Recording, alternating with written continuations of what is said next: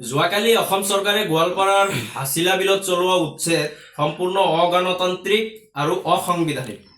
এই কাৰণেই অগণতান্ত্ৰিক আৰু অসাংবিধানিক কাৰণ উচ্ছেদ চলাবলগীয়া হ'লে কোনো চৰকাৰী মাটি বা ফৰেষ্টৰ মাটি যিয়েই নহওক, উচ্ছেদ অভিযান চলোৱাৰ আগতে চৰকাৰৰ দায়িত্ব আৰু কৰ্তব্য সেই লোকসকলক প্ৰথমে পুনৰ সংস্থাপনৰ ব্যৱস্থাৰ পৰিকল্পনা কৰিব লাগিব। কিন্তু কোনো ধৰণৰ পৰিকল্পনা নকৰাকৈয়ে অসম চৰকাৰে 2 দিন 1 দিন আগতে নোটিছ জাৰি কৰি সেই লোকসকলক নোটিছ দি তাৰ পিছদিনাই এক্সকেভেটৰ বুলডোজাৰ চলাই উচ্ছেদ কৰাটো সম্পূৰ্ণ আইন বিৰোধী আৰু অগণতান্ত্ৰিক প্ৰক্ৰিয়া। এই প্ৰক্ৰিয়াৰ আমি বিৰোধী। আমি অসম সংখ্যালঘু সংগ্ৰাম পৰিষদে স্পষ্টভাৱে জনাইছোঁ যে এনে ধৰণৰ উচ্ছেদ যিমান কৰিব সেই উচ্ছেদসমূহৰ আমি বিৰোধী। কাৰণ এই কাৰণেই বিৰোধী, এই যি উচ্ছেদৰ নামত এটা যি প্ৰক্ৰিয়া অসম চৰকাৰে হাতত লৈছে, এই প্ৰক্ৰিয়াটো সম্পূৰ্ণ অগণতান্ত্ৰিক, সংবিধান মতে হোৱা নাই, আইন মতে হোৱা নাই। উচ্ছেদৰ ক্ষেত্ৰত আজি মহামান্য উচ্চতম ন্যায়ালয়ে কি কৈ আছে, সংবিধানে কি কৈ আছে, কোনো এখন চৰকাৰী মাটি বা ফৰেষ্ট লেণ্ডৰ মাটিয়ে হওক যদি খালী কৰিবলগীয়া হয়, চৰকাৰে যদি খালী কৰিব বিচাৰে, তেন্তে সেই তাতে বহি থকা লোকসকলক সেই নাগৰিকসকলক পুনৰ সংস্থাপনৰ ব্যৱস্থা কৰি তাৰ পিছত উচ্ছেদ কৰিব লাগিব। কিন্তু তাকে নকৰি বৰ্তমান সময়ত দেখা পাইছোঁ উচ্ছেদক হিমন্ত বিশ্ব শৰ্মাই অসমত এটা ফেশ্বনত পৰিণত কৰাইছে। য'তেই মুছলমান লোকসকল বহি আছে, য'তেই মুছলমান সংখ্যালঘু অধ্যুষিত এলেকাসমূহ টাৰ্গেট কৰা হৈ আছে আৰু সেই মুছলমান লোকসকলক অঘৰী নিষেধ কৰি দিয়াৰ কাৰণে চৰকাৰীভাৱে নিৰ্যাতন চলোৱা হৈ আছে, চৰকাৰীভাৱে হাৰাশাস্তি কৰা হৈ আছে। এই ধৰণৰ উচ্ছেদ কাৰ্যৰ আমি সম্পূৰ্ণ বিৰোধী। মুখ্যমন্ত্ৰী ডাঙৰীয়াক আহ্বান জনাইছোঁ, আপুনি সংযত হওক। এই যে যি উচ্ছেদৰ নামত আপুনি যিবোৰ কাৰ্যকলাপ সংগঠিত কৰি আছে, এই কাৰ্যকলাপবিলাক আপুনি বন্ধ কৰক, উচ্ছেদ কৰক। আপুনি পুনৰ সংস্থাপনৰ ব্যৱস্থা প্ৰথমতে কৰক, পৰিকল্পনা কৰক, তাৰ পিছত উচ্ছেদ কৰক, আমি কোনো আপত্তি নকৰোঁ। কিন্তু মুছলমান লোকসকল হোৱাৰ বাবে সেই এৰিয়াবোৰ টাৰ্গেট কৰি আপোনালোকে উচ্ছেদ কৰিব, এই উচ্ছেদ আমি মানি লওঁ। ইয়াৰ আমি ঘোৰ বিৰোধী। মুখ্যমন্ত্ৰী ডাঙৰীয়াক আহ্বান জনাইছোঁ যে আজি যিসকল শ লোক তাক আবাল বৃদ্ধ বনিতা সকলো অসহায়ৰ দৰে তাতে পৰি আছে সেই উচ্ছেদস্থলীত, আপোনাৰ দায়িত্ব কৰ্তব্য, আপুনি সংবিধানৰ শপত লৈ মুখ্যমন্ত্ৰী হৈছে, নাগৰিকক সুৰক্ষা দিয়াৰ দায়িত্ব আপোনাৰ। কিন্তু উচ্ছেদৰ নামত যি মানৱ অধিকাৰ উলংঘন কৰি আছে, এয়া কিন্তু ইয়াৰ বাবে কিন্তু ইয়াৰ পৰিণাম আপুনি ভোগ কৰিব লাগিব। আজি অসমত বিভিন্ন ঠাইত উচ্ছেদ কৰা হৈ আছে, কেৱল মাত্ৰ মুছলমান লোকসকলক বাছি লক্ষ্য কৰি লোৱা হৈ আছে। সংবিধানৰ নামত শপত খাই নিজ ৰাজ্যৰ লোকসকলক, নিজ ৰাজ্যৰ নাগৰিকক গৃহহীন কৰাৰ অধিকাৰ আপোনাক দিয়া হোৱা নাই। এই ধৰণৰ উচ্ছেদ কাৰ্য আপুনি নকৰিব।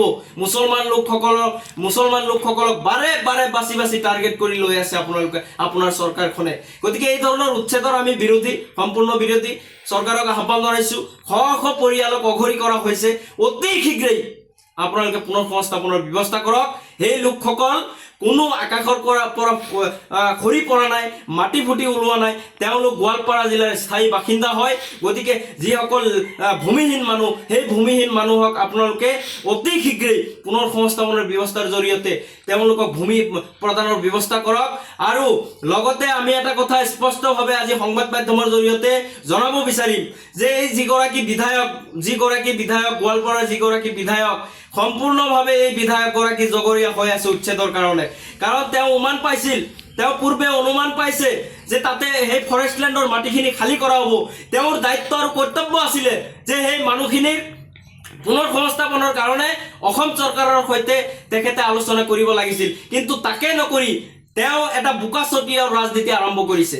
তেওঁ যি বোকাচতীয়া ৰাজনীতি আৰম্ভ কৰিছে, আমি ধিক্কাৰ জনাইছোঁ, গৰিহণা জনাইছোঁ সেইগৰাকী বিধায়কগৰাকীৰ কৰ্তব্য আছিল মুখ্যমন্ত্ৰী ডাঙৰীয়াৰ সৈতে বহি সেই মানুহখিনিৰ পুনৰ সংস্থাপনৰ ব্যৱস্থাৰ আলোচনা কৰাৰ। কিন্তু তাকে নকৰি তেওঁ এক প্ৰকাৰ আমি দেখা পাইছোঁ, তেওঁ বিভিন্ন সংবাদ মাধ্যমৰ জৰিয়তে মন্তব্য প্ৰকাশ কৰি অসম চৰকাৰক উচতাই থকা দেখা পাইছোঁ যে তেখেত থকালৈকে কোনেও তাতে উচ্ছেদ কৰিব নোৱাৰিব বুলি এক প্ৰকাৰ উচতনি দি আছিল, ভাবুকি দি আছিলে।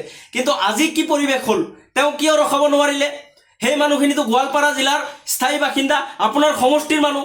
সেই সমষ্টিৰ মানুহখিনিক আপুনি এটা ঘৰো কিয় ৰখাব নোৱাৰিলে? এই ধৰণৰ বোকাচতীয়া ৰাজনীতি এই বিধায়কগৰাকীক আহ্বান জনাইছোঁ, আপুনি এই ধৰণৰ বোকাচতীয়া ৰাজনীতিৰ পৰা আঁতৰি থাকক। আহি থকা 26ত গোৱালপাৰাৰ সংখ্যালঘু মুছলমান লোকসকলক আহ্বান জনাম, এইগৰাকী ধুৰন্ধৰ, এই ফটুৱা বিধায়কগৰাকীক আপোনালোকে যোগ্য প্ৰত্যুত্তৰ দিব লাগিব।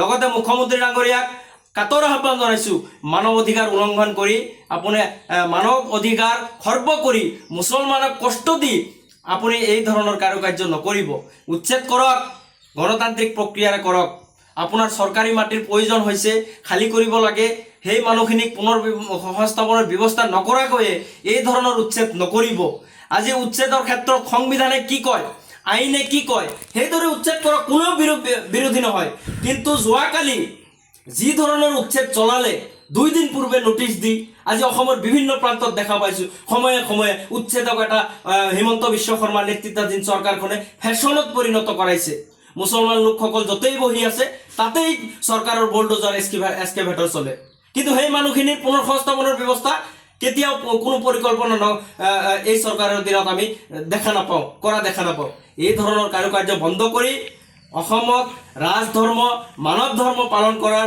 ৰাজনীতি মুখ্যমন্ত্ৰী ডাঙৰীয়াই কৰিব লাগে মুছলমান লোকসকলক বাছি টাৰ্গেট কৰি নিষেধ কৰাৰ যি পৰিকল্পনা যি ষড়যন্ত্ৰ মুখ্যমন্ত্ৰী ডাঙৰীয়াই চৰকাৰীভাৱে কৰি আছে চৰকাৰ উচ্ছেদৰ নামত যি চৰকাৰী নিৰ্যাতন সংখ্যালঘু মুছলমানক কৰি আছে ইয়াৰ জবাব ইয়াৰ পৰিণামো কিন্তু মুখ্যমন্ত্ৰী মহোদয়ে ভুগিব লাগিব আজি শ পৰিয়াল তাত উচ্ছেদ কৰা হ'ল যোৱাকালি যিখিনি উচ্ছেদ কৰিছে এই মানুহখিনিক যদি পুনৰ সংস্থাপনৰ ব্যৱস্থা চৰকাৰীভাৱে কৰা নহয় সেই মানুহখিনি যদি ক'ৰবাত নতুনকৈ তেওঁলোকে কষ্ট কৰি যদি ক'ৰবাত যদি ঘৰ সাজি থাকিবলৈ আৰম্ভ কৰে তাতো দেখিব কেইদিনমান পিছত একাংশই এছামে আকৌ আৰম্ভ কৰি দিব নতুন ঘৰ বাৰী জুপুৰি দেখাৰ লগে লগে ক'ব সেই মানুহখিনি বিদেশী বাংলাদেশী সন্দেহজনক নাগৰিক গতিকে নিজ ৰাজ্যৰ মানুহখিনিক সুৰক্ষা দিয়াৰ দায়িত্ব মুখ্যমন্ত্ৰীক আহ্বান জনাইছোঁ সংযত হওক আপোনাৰ চৰকাৰক সংযত কৰক ৰাজধৰ্ম পালন কৰক মানৱ ধৰ্ম পালন কৰক এটা ধৰ্মাৱলম্বী লোকসকলক টাৰ্গেট কৰি আপুনি